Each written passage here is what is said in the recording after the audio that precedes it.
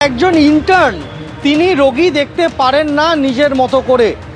জাতীয় মেডিকেল কমিশনের নিয়ম বলছে যে একজন ইন্টার্ন চিকিৎসক তিনি টেম্পোরারি রেজিস্ট্রেশন নম্বরের ভিত্তিতে যদি তার পেছনে কোনো সিনিয়র ডাক্তার থাকেন, সঙ্গে সিনিয়র ডাক্তার থাকেন, তার তত্ত্বাবধানে রোগী দেখতে পারেন।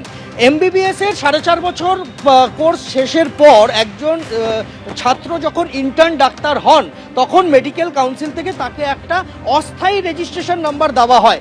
সেই অস্থায়ী রেজিস্ট্রেশন নম্বরের ভিত্তিতে তিনি রোগী দেখতে পারেন, কিন্তু তিনি যে রোগীকে দেখছেন তার উপরে নজরদারি চালাবেন একজন সিনিয়র ডাক্তার, এবং 1 বছরের ইন্টার্নশিপ কমপ্লিট করলে তারপর পার্মানেন্ট রেজিস্ট্রেশন নম্বর মেলে, তারপর তিনি একজন বৈধ ডাক্তার হন।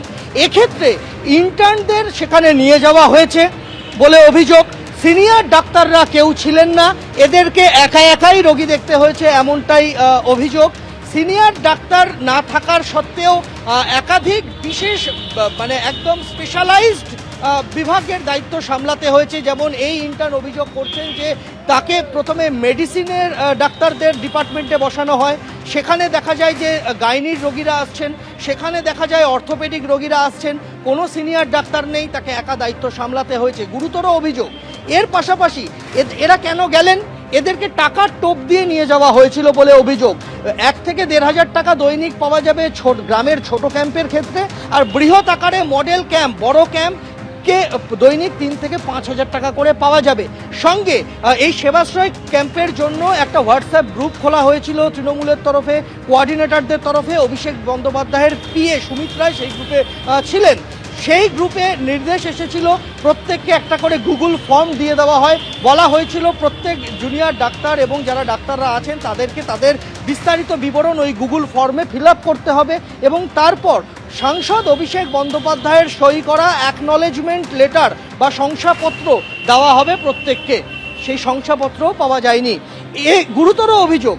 এর পাশাপাশি জাতীয় মেডিকেল কমিশনের নিয়ম বলছে একজন ডাক্তার যখন রোগী দেখবেন তখন তিনি প্রেসক্রিপশনে গোটা হরফে নিজের নাম এবং রেজিস্ট্রেশন নাম্বার দেবেন, না হলে সেই প্রেসক্রিপশনটি বৈধ নয়।